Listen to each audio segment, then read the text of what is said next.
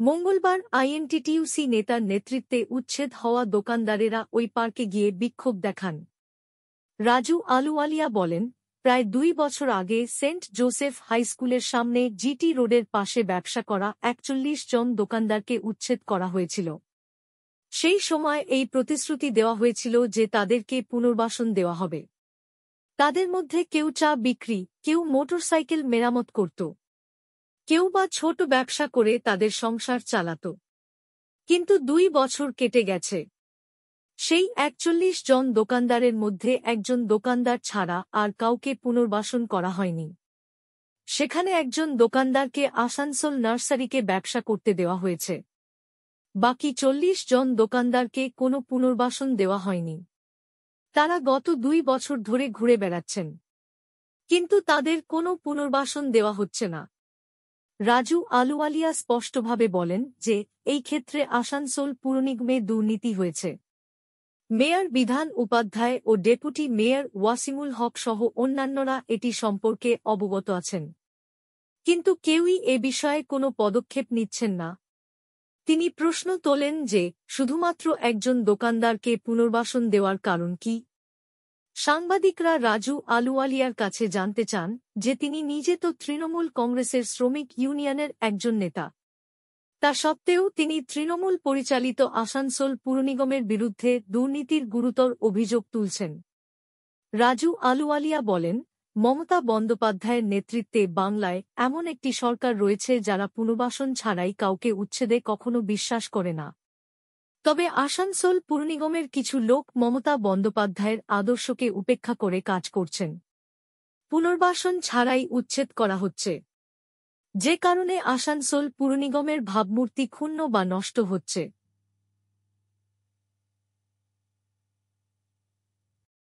তাই তাদের এর বিরোধিতা করার পূর্ণ অধিকার আমার রয়েছে। তবে এই বিষয়ে যখন আসানসোল পুরনিগমের ডেপুটি মেয়র ওয়াসিমুল হকের সাথে কথা বলা হলে তিনি জানান যে ওই এলাকা থেকে সরিয়ে দেওয়া লোকদের পুনর্বাসিত করা হয়েছে। তাদেরকে রবীন্দ্র ভবনের সামনে আসানসোল পুরনিগমের নির্মিত মার্কেটে দোকান দেওয়া হয়েছিল, কিন্তু তাদের অনেকেই সেখানে যেতে অস্বীকার করেন। তখন আসানসোল পুরনিগম বলেছিল যে ভবিষ্যতে যখন আবার এমন কোনো প্রকল্প আসবে তখন তাদের অগ্রাধিকার ভিত্তিতে বিকল্প দোকান দেওয়া হবে। তবে বর্তমানে আসানসোল পুরনিগমের এমন কোনো প্রকল্প নেই, যে কারণে এটি সম্ভব নয়। 41 জন দোকানদারের মধ্যে মাত্র একজন দোকানদারকে ওই পার্কে জায়গা দেওয়ার প্রশ্নে ওয়াসিমুল হক বলেন, সেখানে একটি নার্সারি তৈরি করা হয়েছে। একজন ব্যক্তিকে এর রক্ষণাবেক্ষণের দায়িত্ব দেওয়া হয়েছে। সেখানে কাজ এখনও শেষ হয়নি। পার্কের কাজ শেষ হলে এখন যে স্টলগুলি আছে তাও সরিয়ে নেওয়া হবে। দলের শ্রমিক সংগঠনের নেতার অভিযোগ প্রসঙ্গে ওয়াসিমুল হক বলেন যে কেউ কিছু বলতেই পারেন, তবে এই বিষয়ে কোনো দুর্নীতি হয়নি। তবে যখন তাকে জিজ্ঞাসা করা হয়েছিল যে রাজু আলুওয়ালিয়া দলের শ্রমিক ইউনিয়নের নেতা, তবুও তিনি আসানসোল পুরনিগমের বিরুদ্ধে দুর্নীতির অভিযোগ তুলছেন, ওয়াসিমুল হকের কোন উত্তর দেননি। তিনি শুধু বলেন সংগঠনের নেতৃত্বরাই এর উত্তর দিতে পারবেন।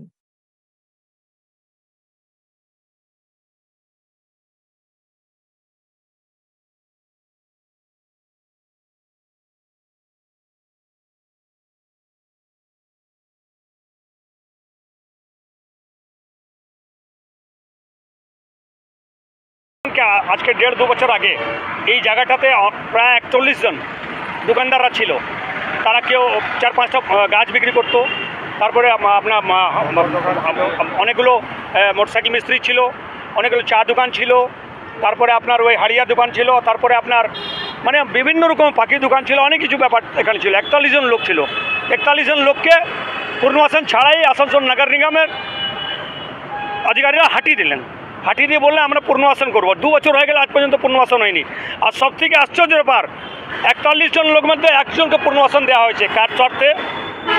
কী ব্যাপার, কি খেলা হয়েছে কি আসানসোল পুরো এইটা 41 জন লোকের রোজগার কেড়ে একজন লোককে দিয়ে দেওয়া হয়েছে।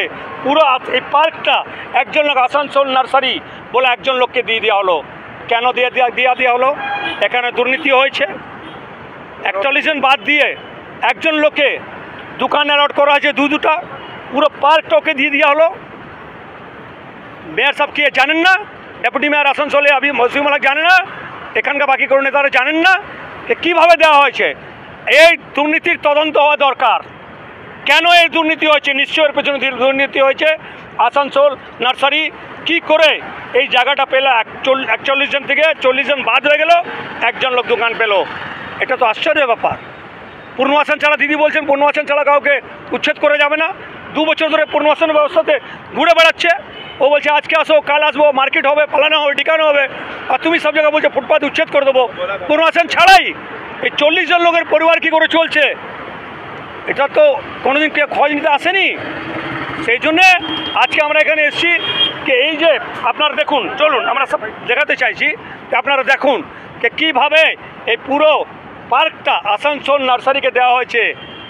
কেন, কি কার শর্তে দেওয়া হয়েছে, কি লেনদেন হয়েছে, কোথায় দুর্নীতি হয়েছে, তার তদন্ত হওয়া দরকার।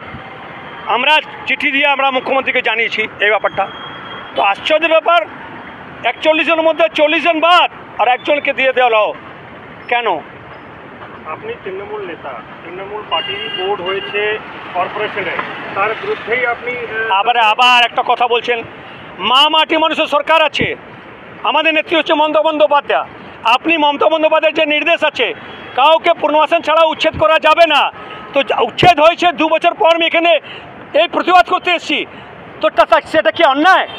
আমাদের জনগণ, আমাদের সরকার হচ্ছে মা মাটি মানুষ সরকার, জনগণের সরকার, সাধারণ মানুষের সরকার। কিছু লোক যদি দুর্নীতি করে, তারা যদি আসানসোল নগর নিগম বোর্ডের ছবি খারাপ করে, তার দায়িত্ব কার? আসানসোল নগর নিগমের যিনি দায়িত্বতে আছেন উনার ব্যাপার আছে।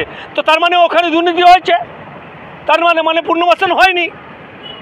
তো আপনারা দেখছেন তো আসানসোলে পর পর জলগুলো খুলছে, অনেক জায়গাতে সরকারি জায়গাতে বিল্ডিং হয়ে যাচ্ছে, রেলের জায়গা টেন্ডার হয়ে যাচ্ছে।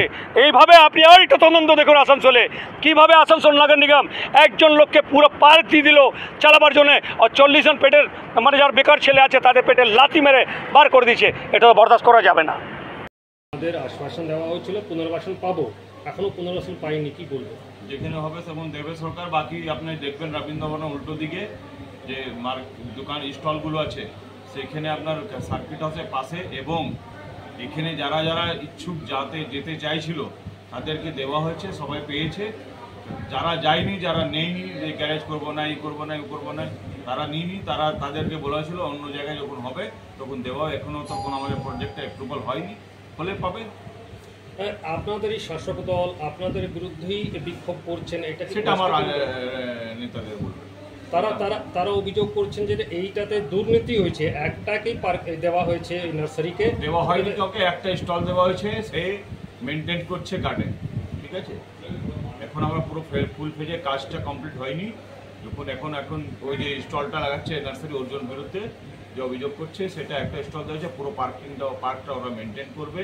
এবং যখন পার্কে পুরো কাজটা কমপ্লিট হয়ে যায়, যে মানে বাড়িয়ে যে গার্ডেন ফ্লাওয়ারগুলো রেখেছেও সব উঠিয়ে দেবে, পুরোটা গার্ডেন থাকবে। এমন দুর্নীতির অভিযোগ করছেন ওনারা, বলার কেউ কিছু কাউকে বলতে পারে।